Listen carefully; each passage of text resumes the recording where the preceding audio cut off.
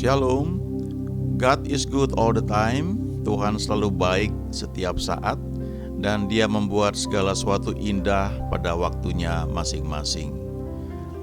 Ada satu lagu yang bagus, dan lagu ini khususnya bagi mereka yang belum mengenal Tuhan Yesus.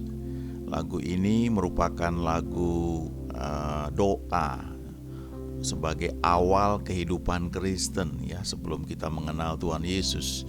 Tapi setelah kita mengenal Tuhan Yesus, maka lagu ini bisa kita nyanyikan untuk menolong orang lain, ya, untuk mereka juga mengenal Tuhan Yesus. Nanti kita akan lihat ayat-ayatnya dan dasar firman Tuhannya, supaya setiap lagu yang kita nyanyikan kita mengerti maknanya, ya, dampaknya, kapan kita nyanyikan, dan bagaimana lagu-lagu tersebut yang didasari dengan firman Tuhan dan pengertian yang benar akan membangun kerohanian kita. Yuk kita nyanyi lagu ini dulu, ya.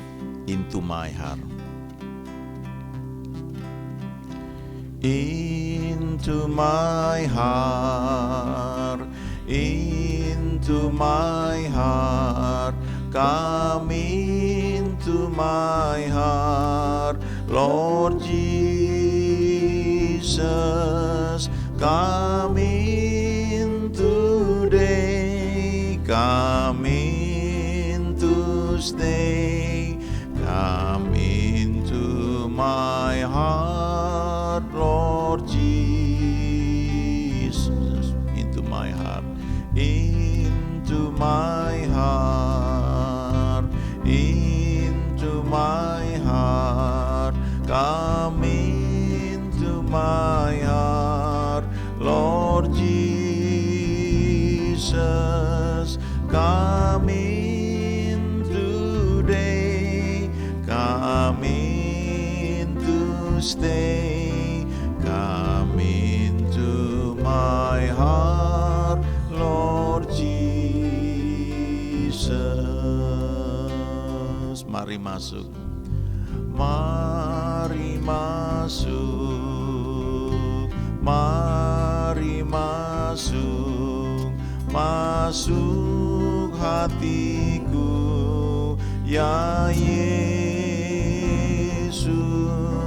datang sekarang, datang tinggal dalam hatiku, ya Yesus. Mari masuk, mari masuk, masuk hatiku, ya Yesus, datang sekarang, datang tinggal dalam hatiku, ya Yesus.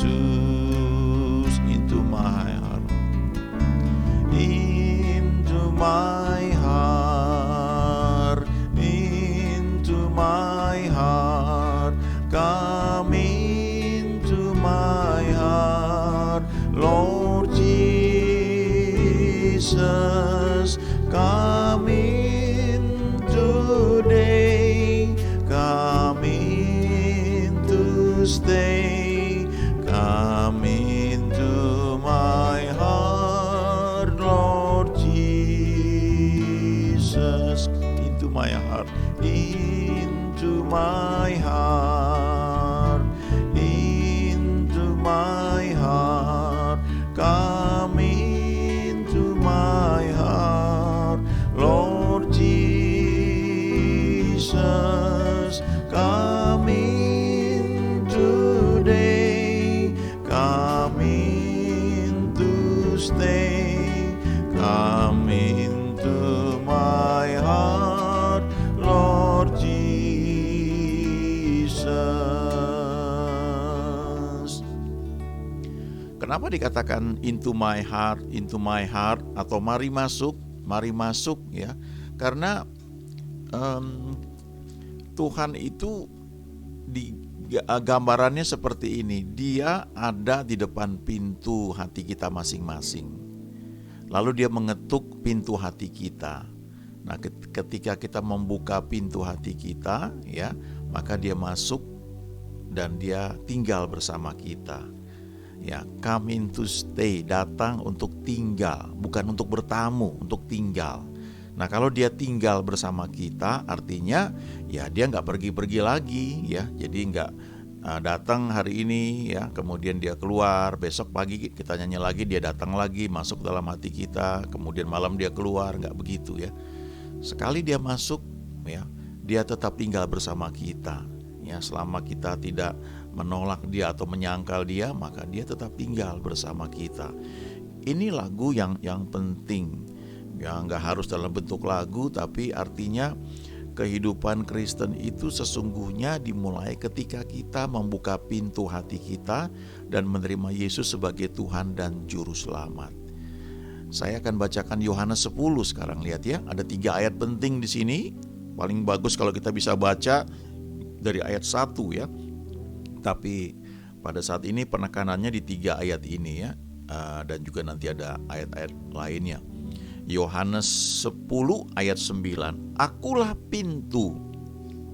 Barang siapa masuk melalui aku, ia akan selamat dan ia akan masuk dan keluar dan menemukan padang rumput.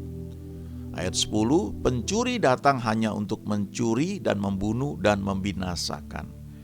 Aku datang supaya mereka mempunyai hidup dan mempunyainya dalam segala kelimpahan. Kata hidup itu bahasa aslinya adalah zoe, dan itu artinya hidup ilahi, hidupnya Tuhan, hidup Allah ya. Ayat 11, akulah gembala yang baik memberikan nyawanya bagi domba-dombanya. Nah, perhatikan ayat 10 ini ya. Pencuri datang hanya untuk mencuri dan membunuh dan membinasakan. Siapa itu pencuri? Ini adalah iblis ya. Dia datang untuk mencuri sukacita kita, mencuri kesehatan kita, mencuri damai sejahtera kita ya. Dan kemudian kalau berhasil dia akan berusaha terus untuk membunuh ya. Dan kemudian kalau membunuh itu menyebabkan orang bisa meninggal ya, tapi itu cuma fisik, cuma tubuh. Tapi dia mau buat lebih jauh lagi, yaitu membinasakan. Artinya orang yang dia bunuh itu, dia inginkan orang itu juga binasa, tidak masuk surga, tapi masuk neraka. Tapi kalimat berikutnya berkata, aku datang, Yesus datang supaya semua orang yang mau percaya pada dia mempunyai hidupnya Allah ya. Dan tidak hanya itu, mempunyai hidup ini, hidup Zoe itu, hidupnya Allah itu dalam segala kelimpahan. Artinya mengalir keluar juga dan memberkati banyak orang lain. Itu tujuan Tuhan. Jadi ayat 10 ini kontras sekali. Kalau iblis datang hanya untuk mencuri, membunuh dan membinasakan, tapi Yesus datang supaya kita mempunyai hidup ilahi, dan hidup ilahi yang kita punyai itu karena Yesus ada dalam hati kita melimpah keluar ya. Itu sebabnya salah satu yang Tuhan janjikan di Markus 16, tanda-tanda ini akan menyertai orang percaya, mereka akan menumpangkan tangan atas orang sakit dan orang itu akan sembuh. Artinya waktu didoakan, ditumpang tangan, maka hidup Zoe ini, hidup ilahi ini melimpah keluar. Dan ada powernya, ada kuasanya sehingga bisa menyembuhkan orang sakit ya. Lalu ayat 10 ini diapit oleh 2 ayat, yaitu ayat 9 dan ayat 11. Ayat 9 adalah akulah pintu, ini perkataan Tuhan Yesus. Lalu ayat 11, akulah gembala yang baik. Jadi ada 2 peran Yesus di sini. Yang pertama dikatakan bahwa akulah pintu, dia adalah pintu. Setiap orang yang masuk melalui Yesus, masuk melalui pintu yang dikatakan di sini adalah Yesus, ia akan selamat dan ia akan masuk dan keluar dan menemukan padang rumput. Kata selamat itu dalam bahasa aslinya adalah sozo ya. Sozo itu artinya keselamatan ya. Selamat tidak hanya memiliki hidup yang kekal, tapi juga selamat, makmur, sehat di dunia ini ya. Bagaimana bisa terjadi? harus masuk melalui pintu, melalui Yesus. Dialah pintu, pintu menuju berkah, pintu menuju surga. Karena dikatakan di Yohanes 14 ayat 6, akulah jalan dan kebenaran dan hidup. Tidak ada seorang pun yang sampai kepada Bapa kalau tidak melalui aku. Nah, mengenal Yesus sebagai pintu itu hal yang paling penting. Karena itu menentukan apakah kita mengenal Tuhan sebagai juru selamat, dalam arti apakah kita itu nantinya bertemu dengan Dia di surga atau tidak, ya. Itu penting sekali. Dan tidak hanya untuk menyangkut surga nanti, tapi di dunia ini juga. Tapi yang di dunia ini masalahnya bagi sebagian orang, mereka melihat bahwa tidak perlu kenal Tuhan Yesus, toh mereka punya uang, ya. Tidak perlu kenal Yesus karena kan punya segalanya. Bahkan mereka bisa gaji pendeta, mereka bisa bikin gereja, beli gereja, buat pelayanan. Tapi mereka tidak pernah mengenal Yesus sebagai pintu. Nah, kelihatannya makmur, aman-aman hidupnya di dunia ini. Tapi kalau tidak mengenal Yesus sebagai pintu, maka ketika saatnya tiba, ya, meninggal, maka tidak bisa bertemu dengan Tuhan di surga. Dan pilihannya kalau nggak surga ya neraka, cuma itu saja. Kemarin dulu saya baca satu tulisan, ya, dikirimkan lewat grup medsos. Ada seorang wanita kaya sekali. Dalam foto itu dia sudah botak dan dia tulis begini, ya, aku memiliki segalanya, ya. Aku bisa beli banyak hal, aku bisa makan apa saja karena aku punya uang. Tapi kini aku tidak bisa makan yang apa sih aku sukai. Sebaliknya aku hanya bisa makan lewat infus. Aku gak bisa menggunakan mulutku. Kemudian dia bilang, aku punya uang untuk bisa ke salon yang terbaik dan mendandani aku begitu rupa. Tapi saat ini gak bisa karena rambut kepalaku pun sudah botak, ya. Aku punya segala hal, aku bisa jalan kemana saja karena aku punya uang. Tapi saat ini aku gak bisa kemana-mana, ya. Aku hanya terbaring di rumah sakit. Ini perkataan yang dia tulis sebelum dia meninggal, ya. Dan dia menyadari bahwa apapun yang dia punya di dunia ini ternyata tidak bisa membeli kesehatan, tidak bisa membeli damai sejahtera, dan banyak hal. Dan sebenarnya yang lebih penting lagi adalah yang perlu disadari adalah uang itu tidak bisa membawa kita ke surga. Dan waktu kita meninggal, tidak bisa kita bawa harta kita. Tapi selama kita di dunia ini, kita bisa transfer itu dengan cara menggunakan semua berkat yang Tuhan percayakan dengan tuntunannya. Sehingga ada berkat-berkat yang kita terima nantinya waktu kita bertemu dengan Dia di surga. Nah, kembali ke ayat 9 ini, akulah pintu. Itu hal utama, paling penting, mengenal Yesus sebagai pintu. Dan ini dilakukan ketika kita percaya Dia sebagai Tuhan dan Juru Selamat kita. Dan kita bisa berdoa seperti lagu yang kita nyanyikan tadi, ya. Mari masuk, ya, into my heart, into my heart. Nah, saya nggak tahu, mungkin ada di antara para pendengar saat ini baru mendengar siaran ini, atau atau mungkin sudah sering, bahkan sudah sering ke gereja, tapi belum pernah mengenal Yesus sebagai Tuhan dan Juru Selamat. Mari nyanyikan lagu ini sebagai doa, ya. Into my heart, into my heart. Into my heart, into my heart, come into my heart, Lord Jesus, come in today, come in to stay, come into my heart, Lord Jesus, into my heart, into my heart, into my heart, come into my heart, Lord Jesus, come in today, come into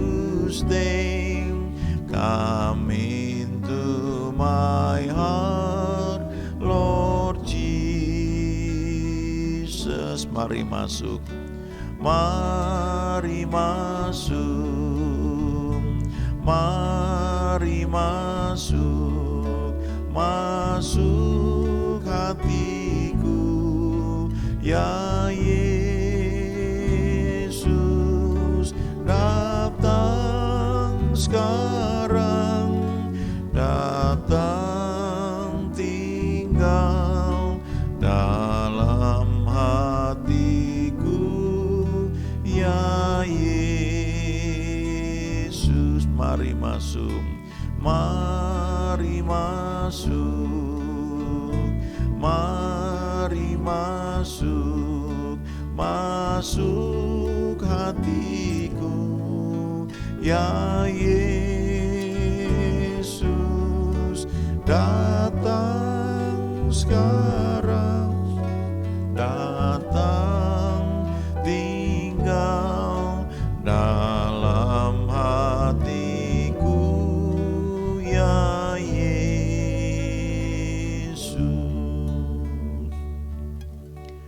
Sebagian orang mengira bahwa karena KTP mereka Kristen, maka mereka adalah pengikut Yesus. Dan mereka setiap minggu ke gereja, bahkan mereka mungkin ikut melayani, bahkan ada yang jadi pendeta juga. Tapi apakah mereka sudah pernah mengundang Yesus sebagai Tuhan dan Juru Selamat? Itu adalah langkah awal kehidupan Kristen, yaitu mengenal Tuhan Yesus sebagai pintu. Dan kalau kita mengundang Dia sebagai Tuhan dan Juru Selamat, kita mengenal Dia sebagai pintu, maka kita masuk melalui Dia. Dan janjinya kita akan selamat, lalu kita masuk dan keluar dan menemukan padang rumput. Bagaimana kita bisa menikmati janji-janji selanjutnya? Nah, itu ada di ayat 11. Akulah gembala yang baik. Gembala yang baik memberikan nyawanya bagi domba-dombanya. Jadi artinya setelah kita mengenal Yesus sebagai pintu, sebagai Tuhan dan Juru Selamat, maka langkah selanjutnya adalah kita perlu juga mengenal Tuhan sebagai gembala kita. Artinya kita perlu mengizinkan Dia menuntun hidup kita. Kalau Dia gembala yang baik, maka Dia pasti menuntun kita sebagai domba-dombanya selalu ke tempat yang baik. Mazmur 23 mengatakan bahwa Tuhan adalah gembalaku, takkan kekurangan aku. Ia membarikan aku di padang yang berumput hijau, Ia membimbing aku ke air yang tenang. Jadi kalau kita pelajari ya, domba itu binatang yang sangat lemah ya. Andalan dia sebenarnya cuma mendengar suara gembalanya. Dia ikutin saja suara gembalanya dan dia mendapatkan makanan yang dia butuhkan. Jadi ketika kita sudah menerima Tuhan Yesus sebagai Tuhan dan Juru Selamat, artinya kita sudah mengenal Tuhan sebagai pintu, maka langkah selanjutnya adalah kita mengizinkan Dia sebagai gembala kita. Tuhan itu sangat gentle, Dia gak pernah paksa kita. Ada kehendak bebas yang perlu kita kendalikan dan perlu kita izinkan Tuhan juga membimbing, mengatur supaya kehendak bebas kita ini gak liar ya, tapi kehendak bebas kita ini bisa selaras dengan kehendak Dia. Waktu Adam dan Hawa diciptakan, diberi perintah supaya tidak makan buah pengetahuan baik dan jahat. Tapi ada kehendak bebas, dan ketika Adam yang didahului oleh Hawa makan buah terlarang tersebut, mereka jatuh dalam dosa. Ada kehendak bebas ya. Jadi ini pilihan.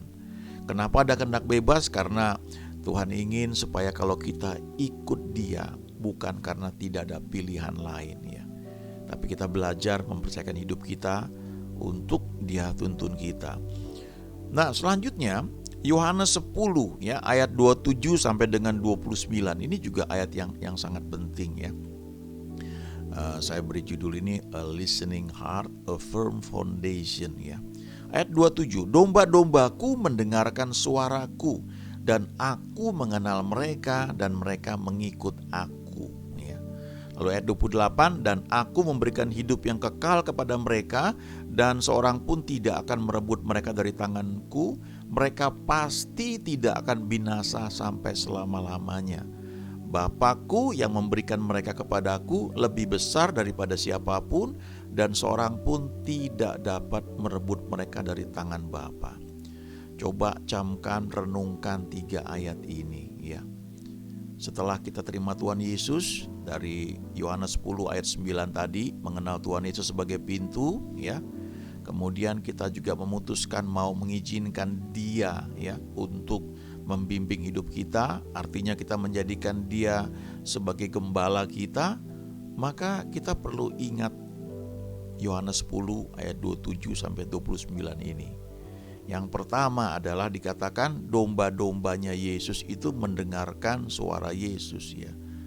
Domba-dombaku mendengarkan suaraku, dalam bahasa Inggrisnya itu listen ya. Listen itu menyimak, memperhatikan. Jadi kita perlu belajar mengizinkan Tuhan supaya hati kita ini dibentuk menjadi hati yang memperhatikan. A listening heart. Ini pelajaran. Karena kalau kita nggak dididik ya, maka kita bisa punya hati yang berontak. Gak ada untungnya punya hati yang berontak. Bapak Ibu yang punya anak-anak, ajar anak-anak kita dari sejak kecil untuk mempunyai hati yang memperhatikan. Karena itu bekal untuk hidup mereka. Di Alkitab ada cerita mengenai Esther. Esther itu cantik dan dia terpilih menjadi ratu ya di tempat dia tinggal, padahal dia itu tawanan. Tapi dia terpilih bukan saja karena dia cantik, itu modal awal, tapi dia punya hati yang taat, hati yang memperhatikan. Nanti pelajari sendiri kitab Esther, bagaimana Esther ini tinggal sama Mordekai, bukan orang tuanya, tapi Esther dididik untuk punya hati yang menurut ya. Sehingga dengan mudah ketika dia dibawa ke istana raja, kemudian dia dididik ya sama orang yang memang mempersiapkan setiap wanita yang akan menghadap raja sebelum dipilih menjadi ratu ya. Maka Esther ini menyimak, memperhatikan semua apa yang diajarkan. Kenapa? Karena dari sejak kecil sudah dididik untuk belajar taat, punya hati yang mau belajar, a listening heart. Itu harta ya. Kadang-kadang tanpa sadar kita punya otomatis ketika ada satu masukan, enggak langsung begitu misalnya. Itu tanpa sadar kita membloknya. Mungkin saja ada satu nasihat yang memang perlu buat kita. Alkitab berkata domba-domba Yesus listen ya, memperhatikan suara Yesus. Lalu ayat 27 dikatakan kalimat berikutnya, dan aku mengenal mereka dan mereka mengikut aku. Kata mengenal itu ginosko, kata yang intim. Jadi Tuhan itu mengenal kita begitu dekat ya. So kita gak perlu takut ya, karena Dia mengenal kita begitu detail, bahkan lebih daripada kita kenal diri kita sendiri. Banyak keinginan yang muncul di hati kita itu tanpa kita tahu apakah kita bisa, hanya wish saja. Tapi Tuhan tahu kita lebih detail. Dia tahu minat yang cocok buat kita, pekerjaan, pelayanan, bahkan makanan, minuman yang cocok, yang lezat, yang juga menyehatkan buat kita. Dia tahu, dia kenal kita. Itu sebabnya kita memang perlu mengizinkan Dia menjadi gembala kita. Nah, waktu kita menjadikan Dia gembala kita, ya kita perlu dengar suaranya. Domba-domba itu bisa berjalan karena mendengar suara gembala, ya bukan karena dia melihat gembala, dia mendengar suara gembalanya itu. Lalu ayat 28, dan aku memberikan hidup yang kekal kepada mereka, dan seorang pun tidak akan merebut mereka dari tanganku. Mereka pasti tidak akan binasa sampai selama-lamanya. Renungkan ayat ini. Itu janji Tuhan. Dan ini perkataan Yesus sendiri. Lalu dia tegaskan lagi di ayat 29, Bapakku yang memberikan mereka kepadaku lebih besar daripada siapapun, dan seorang pun tidak dapat merebut mereka dari tangan Bapa. Jadi ini jaminan yang kuat ya, a firm foundation, dasar yang kuat kalau kita menjadikan Yesus sebagai Tuhan dan Juru Selamat kita. Kita mengenal Dia sebagai pintu, lalu kita mengizinkan Dia sebagai gembala kita, menuntun hidup kita, maka janjinya kita pasti tidak akan binasa sampai selama-lamanya. kita aman dalam tangan Bapa. Tidak ada yang bisa merebut kita dari tangan Bapa.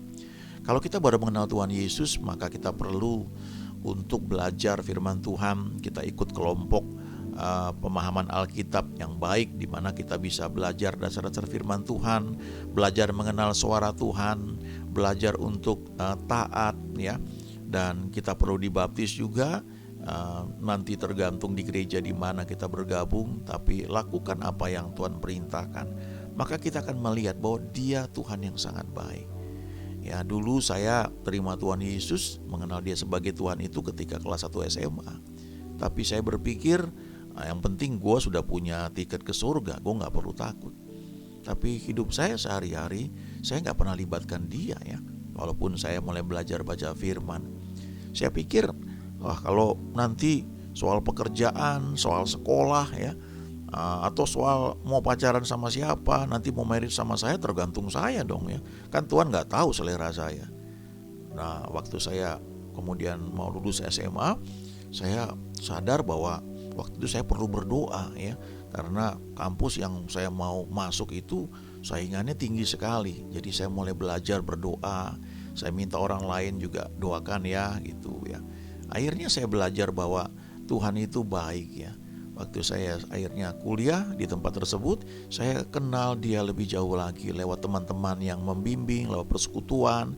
Dan akhirnya saya belajar bahwa untuk setiap bagian hidup saya, Tuhan itu care, Tuhan peduli. Dia gembala yang baik. Dia tahu rambut kepala saya, Dia tahu jumlahnya berapa, terhitung, tercatat. Jadi untuk hal-hal sepele Dia juga peduli. Nah, itu sebabnya di Yesaya 55 ayat 1 dan 2, satu ketiga, ya, setelah bertahun-tahun kenal Tuhan, waktu saya baca ayat ini saya kaget. Ternyata Tuhan begitu peduli sekali sama kita. Dikatakan di sini, ayo hai semua orang yang haus, marilah dan minumlah air, dan hai orang yang tidak mempunyai uang, marilah, terimalah gandum tanpa uang pembeli, dan makanlah juga anggur dan susu tanpa bayaran. Ayat 2, mengapakah kamu belanjakan uang untuk sesuatu yang bukan roti, dan upah jeripayamu untuk sesuatu yang tidak mengenyangkan? Dengarkanlah aku, maka kamu akan memakan yang baik, dan kamu akan menikmati sajian yang paling lezat. Jadi kalau kita menjadikan Tuhan sebagai gembala kita, kita listen, kita memperhatikan suaranya, tuntunannya, maka janjinya yang pertama, untuk makanan saja Dia pilihkan yang baik, yang menyehatkan. Tapi tidak hanya baik dan menyehatkan, tapi juga makanan atau sajian itu juga lezat. Artinya memang kita bisa nikmati itu. Itu janji Tuhan, ya. Tidak hanya itu, di Mazmur 16 ayat 5 sampai dengan 7, ini Mazmur Daud, ya. Dikatakan di sini, ya Tuhan, Engkaulah bagian warisanku dan pialaku, Engkau sendirilah yang meneguhkan bagian yang diundikan kepadaku. Kalau kita menjadikan Tuhan menjadi pusat hidup kita, mengizinkan Dia membimbing kita, maka Dia meneguhkan bagian yang diundikan kepada kita. Ya, saya banyak baca buku-buku dari satu hamba Tuhan yang dia lahir sangat miskin, ya. Saya belum tentu ada orang yang lebih miskin lagi, tapi ini udah termasuk sangat miskin, ya. Tinggal dalam satu keluarga besar dengan nggak ada tempat tidur, ya, sempit sekali. Tapi ketika dia mengenal Tuhan, bahwa Tuhan punya rencana yang indah buat dia, dia menjadikan Tuhan gembalanya. Tuhan membimbing dia untuk sekolah bahkan sampai S3. Dia jadi pendeta, tapi dia juga jadi orang konsultan bisnis dan menjadi penasihat raja-raja. Luar biasa. Pelayanannya sampai punya pesawat terbang pribadi, ya. Dan dia tunjukkan bahwa Tuhan itu sangat bisa diandalkan. Dan dia sampaikan bahwa saya gak perlu takut akan biaya. Kalau saya jadikan Tuhan gembala saya, Dia menuntun saya. Setiap biaya yang saya perlukan pasti datang. Tidak harus lewat kantong saya, tidak harus lewat kantong orang tua saya atau keluarga saya, tapi dari mana-mana Tuhan bisa datangkan itu. Di Perjanjian Lama, di kitab Amsal, di kitab Pengkhotbah, ya, dikatakan bahwa orang berdosa ditugaskan Tuhan menimbun sesuatu yang kemudian harus diserahkan kepada orang yang dikenan oleh Allah. Jadi kalau kita hidup berkenan kepada Tuhan, bahkan harta orang berdosa pun bisa diperintahkan Tuhan untuk datang kepada kita. Di Perjanjian Lama ada cerita mengenai Elia. Elia dipelihara lewat burung buas, burung gagak. Burung gagak itu diperintahkan bawa roti dan daging setiap hari. Padahal burung gagak kan dia mau makan itu daging itu, tapi diperintah Tuhan untuk membawa kepada Elia. Lalu ayat 6, tali pengukur jatuh bagiku di tempat-tempat permai, ya milik pusakaku menyenangkan hatiku. Ya, yang Tuhan pilih itu yang terbaik. Ya, mungkin kita gak pernah berpikir tiba-tiba dia sediakan itu buat kita. Mari belajar jadikan Tuhan untuk jadi gembala kita. Lalu ayat 7, aku memuji Tuhan yang telah memberi nasihat kepadaku. Dia mengajar kita. Kalau kita mengizinkan dia sebagai gembala kita, dia akan mengajar kita, memberikan nasihat kepada kita. Pada waktu malam hati nuraniku mengajari aku. Waktu malam itu biasanya waktu yang teduh, sebelum kita tidur kita tenang, teduh, berbaring mungkin, lalu kita berdiam diri. Lalu hati nurani kita akan dipakai Tuhan untuk mengajar kita. Waktu malam juga bisa berarti masa-masa yang sulit, yang gelap. Tuhan bisa pakai itu untuk berbicara kepada kita. Tapi kita perlu memiliki hati yang mau mendengar, mau belajar, a listening heart. Lalu Wahyu 3 ayat 20 ya, kita lihat ini ayat yang terkenal, biasanya suka disampaikan ketika pemberitaan firman Tuhan untuk menerima dia sebagai Tuhan dan Juru Selamat ya. Wahyu 3 ayat 20, lihat aku berdiri di muka pintu dan mengetok, jikalau ada orang yang mendengar suaraku dan membukakan pintu, aku akan masuk mendapatkannya dan aku makan bersama-sama dengan dia dan ia bersama-sama dengan aku.